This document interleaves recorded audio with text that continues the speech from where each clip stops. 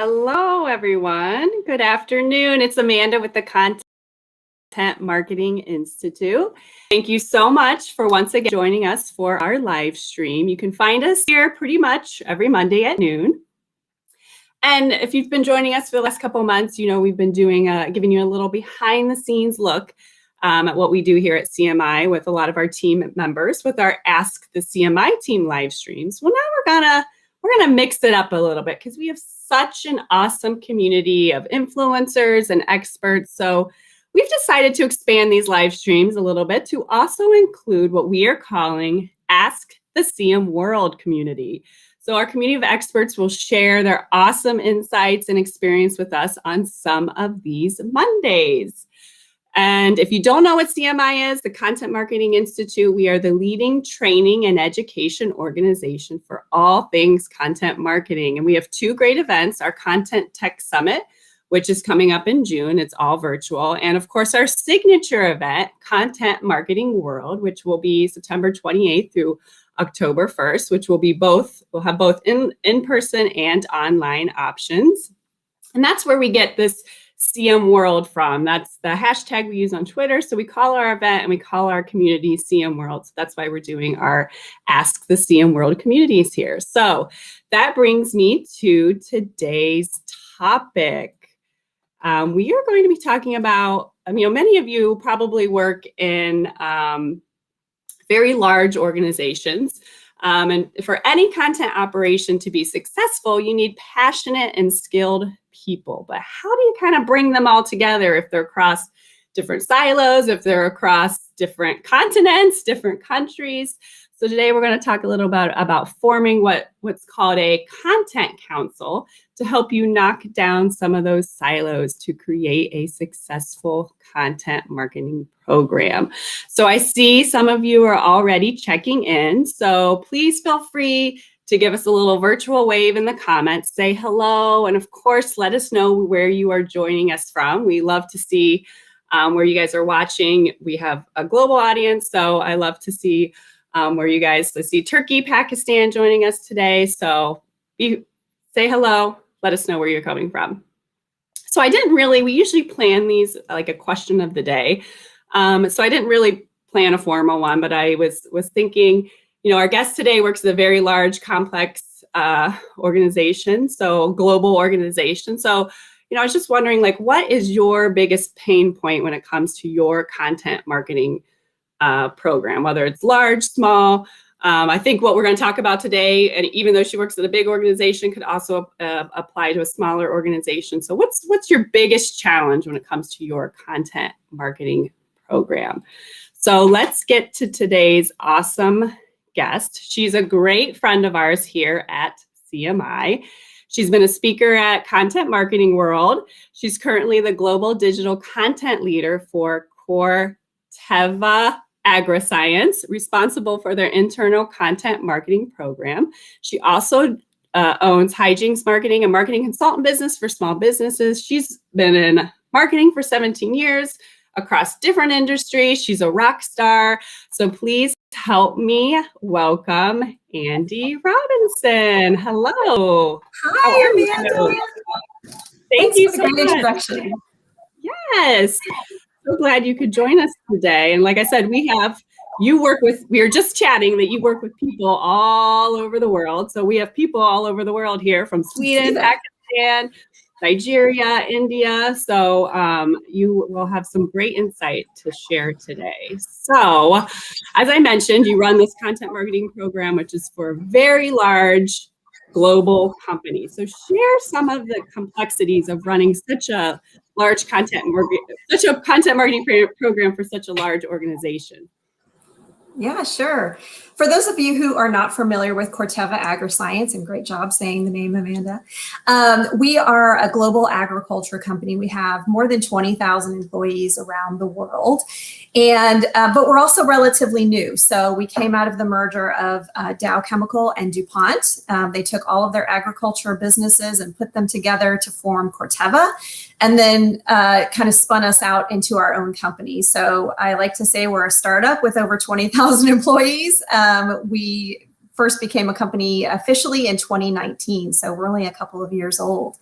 And one of the complexities with not only our business, but other agricultural businesses is that our products are regulated at the country level, sometimes even at the state level. So we sell crop protection products, we sell seeds, we sell digital agriculture products. So we have a wide variety of products that we're selling, and they're not the same in every country.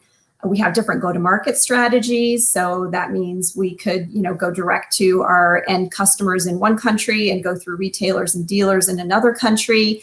And we have a wide audience base, and our audiences have very unique needs in various parts of the world. So you've got everything from very smallholder farmers who have an acre of land that they're farming on, and you have large operations, large family farms that are, thousands of acres. And so we have to account for a wide variety of different types of audiences and different types of knowledge and skills and all of that across the board. So that's really what makes it complex in our world.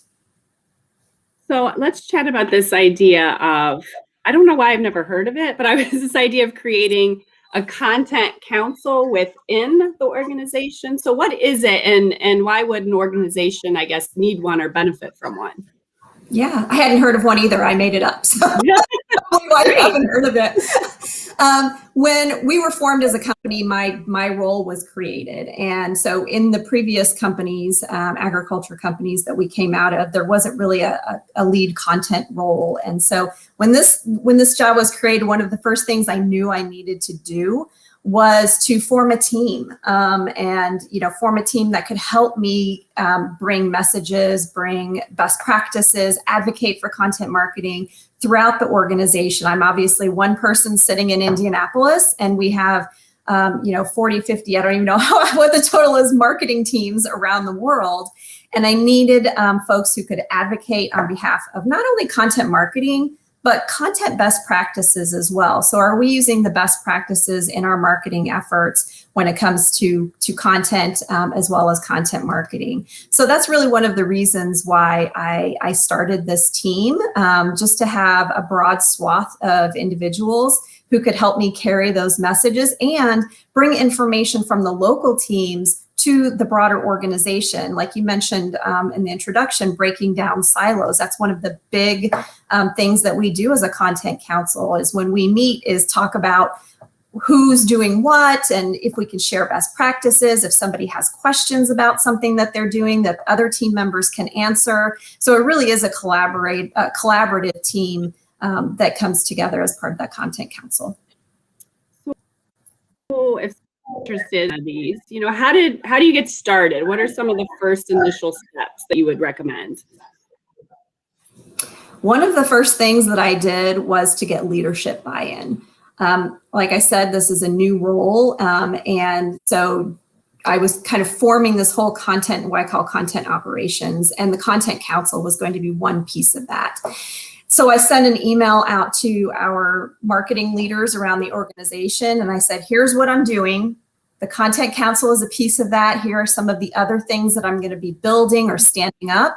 And I gave them an idea of what types of individuals I wanted to be on this team. So I wanted to make sure that we had cross-functional people, so those from both marketing and communications roles.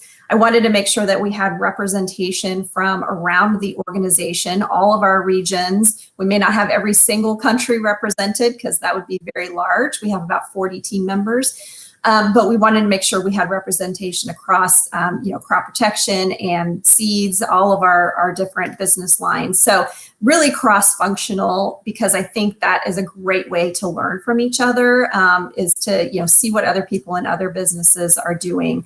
So that was the first thing that I did. And I also told them that I wanted people who were passionate, who were going to be involved when we have meetings, and who were going to bring unique skills and unique diversity of thought to the table. And then I asked them to nominate people to be on this team. And that's how I got most of the people on the team. Since then, we've grown. Since that initial launch, actually it's a year ago in April was when we launched the Content Council. And so we've grown a lot since then, but that initial push came from leaders, and that gave it a lot of validity and a lot of credibility in the eyes of the people on the team. Great. So if you're just joining us, Andi Robinson with Corteva Agriscience is joining us. She runs their global content marketing program. So a lot of knowledge. So if you have any questions, feel free to drop it into the comments or the chat here. So like you said, you have like 40 team members. So logistically, how does that work? We were talking a little bit about the time zone issue, but how do you hold people accountable for the content, or even keep them engaged in the process? Yeah, good question. And it can be hard. I'm looking at time zones, everything from Calgary, Canada to Australia and Singapore and Europe and Brazil, all over the board. So we try to hold meetings. We have one meeting a month that we try to hold at a time that is best for most people. So typically that's in the morning for the United States. And we also record our sessions so people can watch those after the fact. We also have a Teams group. So I don't know how many of you are using Teams these days, but we have a group where people can go and ask questions in between meeting times. We have emails that I send out to our team members that they can then share with their local teams. So there's a variety of ways that we try to stay connected, and the more that we are able to promote the team, the better reception we get with the broader organization as well. So it can be a challenge with those global groups, but I think we're doing a great job. The last few times that we've met, we've had great sessions around, people asking questions of each other. So in the very beginning, it was a lot of me, talking about what we were going to be doing as a team and kind of driving the conversation. I'm trying to get a lot of guest speakers in now. So I have got a couple of guest speakers on deck, which our team also loves to hear what other organizations are doing, and not just agriculture, but people outside of our industry as well. So that's, been helping us continue the engagement, because like I said, it's been a year, so you always got to freshen things up. And at our December meeting, I asked the team, I'm like, what do you want us to do in 2021? And got a lot of great ideas. So we've pivoted a little bit on our typical agenda and changed things up a little bit, and that always helps.